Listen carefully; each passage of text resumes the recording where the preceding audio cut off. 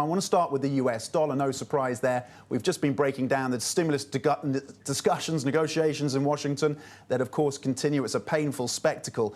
You have had a bearish view on the US dollar for some time. It has played out. You've called it correctly. If you want to be positioning into other parts of the G10 space, then where do you look? Good morning, Tom. I hope you guys are all doing well there. Look, as you said, we've been doing these interviews now for 3 or 4 months, and I think we've been pretty consistent in terms of our bearish stance on the dollar. And clearly, in the last couple of weeks, the market has come around to this view that the rising probability of a blue wave adds more risk to the US dollar outlook. I think there are a couple of bigger picture points that continue to underpin our view. One of those is the idea that the Fed is effectively telling the market that there will be a period of deeply negative real rates for a while.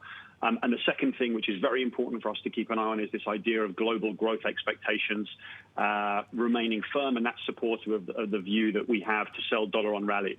But we do have to acknowledge, to your question, this is an evolving picture. And when we see, for example, signs of a second COVID wave in Europe, inevitably that brings a lot more two-way risk for the euro. And that's one of the reasons why we've been rotating our focus more recently towards Asia, including yuan and yen in the last few weeks. OK, on the yuan then, as you bring it up, of course, we've seen strength. We saw strength again today, a pretty strong fix as well for the currency. It's looking at highs matching almost 2019 levels, if not slightly stronger than 2019 levels. You obviously see further upside for the Chinese currency. Is there a line in the sand, do you think, where PBOC and officials here have to step in? Or do you think they're comfortable to see it go beyond 6.6, for example? Well, the first thing I'd say is, whilst not just, it's not just an election play, right? I mean, we've seen it, we have seen the yuan rallying strongly post the first debate and the Trump COVID diagnosis, which has coincided with a very clear breakout in polls in favor of Biden. And again, as I said, the market coming around to this probability of a blue wave. And we think that makes sense on this idea that a Biden administration might result in a slightly less combative trade policy, including potentially some relief on tariffs. And don't forget that the currency is coming off the back of its strongest quarter since it started trading, at least offshore, in 2010. And even with this recent gentle reminder that we had last weekend, a weekend ago, about the changes in reserve rules for FX forwards.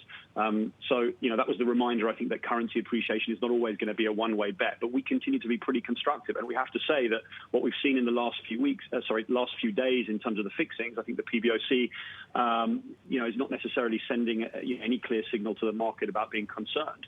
I think, it's reasonable that, central banks in general tend to be more worried about unruly moves. So, it makes us think that probably the next leg higher in the yuan is likely to be a grind rather than the sort of explosive price action that we've seen in the last quarter. But as a group here, we continue to be, very constructive on China and very constructive on EM Asia. OK, and you touched on the blue wave, the fact that some investors are starting to position for that. What does history tell us? What is the historical guide here for the currency markets and how they interpret some of the election volatility in the closing stages of a race like this? Look, I think, it's a great question. And I think this time is, maybe a little bit different, right? In terms of how the market's going to play it. And I think one of the things that the market has obviously been worried about here is this fear of a contested or delayed election result.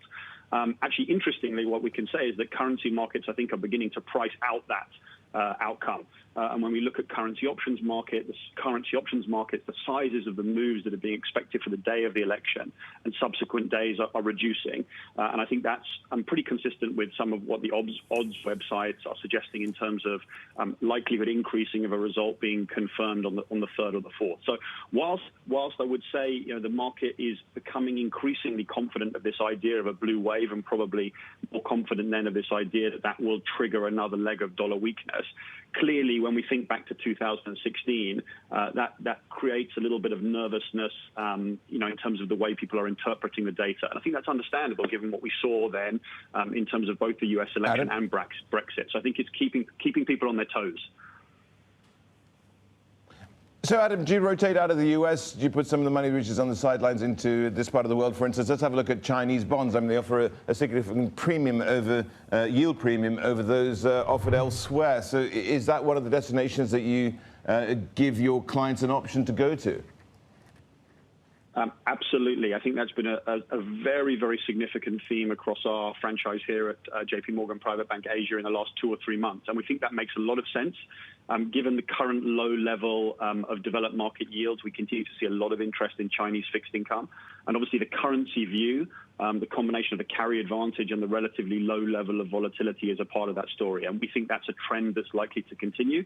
Obviously, we've seen, China is expected to be the only major economy exhibiting growth this year.